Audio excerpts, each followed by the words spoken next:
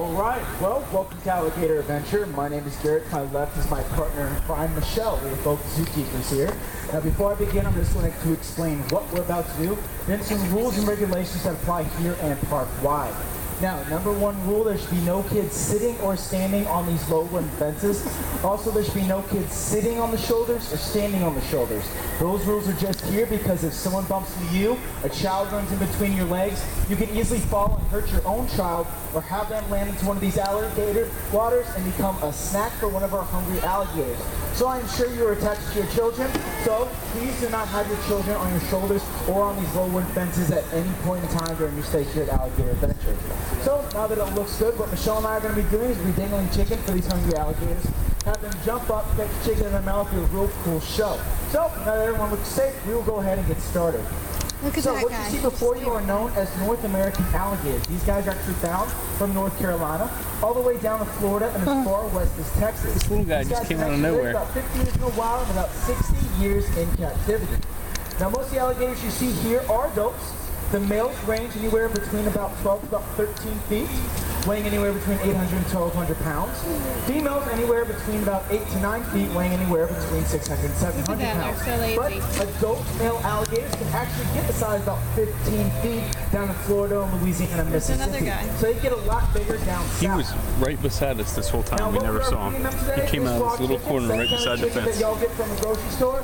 We just get it in bulk. It's frozen. We let it out for a day or so to make it nasty, gross, decompose, and all that kind of fun stuff.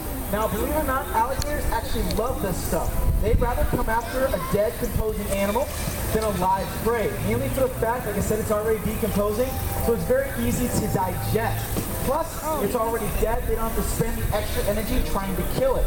So even in the wild, they'd rather go after dead items than live prey. But they are called ambush predators for a reason, which means they'll wait by lakes, streams, rivers, and ponds, and wait for their prey to come to them. So I'll give you a scenario. It's a beautiful day, probably a Wednesday, nice lake view, a deer comes and takes that nice cold water, an alligator is watching, waiting for it to slip up. When that deer's not paying attention, the alligator will lunge towards it, grabbing a head, grabbing a leg, dragging it into the water, and going through what's called a death roll, which causes the alligator to spin, spin, spin, spin, until the deer either drowns or a body part comes off. It's called the death roll. Now, as you guys can see, alligators aren't actually chewing their food, but swallowing it whole. They actually have rocks inside their stomach to help grind up that food, so they don't need any teeth to actually chew. So even when we're throwing chicken down their mouth, all they gotta do is swallow it and start digesting it in their stomachs. Now, believe it or not, these guys are jumping up pretty high. The average alligator can jump about half to about 3/4 of its body length out of water. Now, obviously, the smaller females can jump a little bit higher than the males because of that body weight, but on average, the average height they can jump is about half their body length. Now, alligators are what you call rotational feeders, which is why we're actually able to feed all these alligators. So, what does that mean to y'all? It means that alligators that are hungry will be jumping up at every little piece of chicken that I have in my hand, while the ones that aren't as hungry, probably a few days ago to a few hours ago, are on the embankment or behind us, not really caring what we're doing.